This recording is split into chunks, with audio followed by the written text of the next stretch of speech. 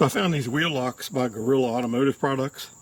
It says they're case hardened, but they still do not recommend that you use an impact wrench on them to remove or install the wheels. They could be damaged. But here's what it looks like. It looks like an impact socket, but it's really thin wall. And I think the benefit to it is there's a lot more surface area for the lock, the key to grab onto, than on this style here, which is basically just this little surface area here. And you can see what happened on this one. Someone used an impact driver on it, and it cammed out of this hole and just kind of rounded it off, and now it's kind of worthless. So I actually had to use this tool here to remove it. It's basically like a reverse threaded pipe thread.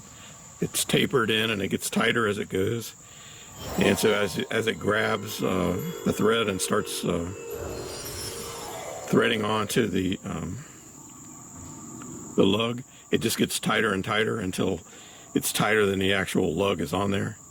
And this tool worked pretty good. I put it back in the zip tie to keep up with it in case I ever need it again. So here's the instructions for the Gorilla.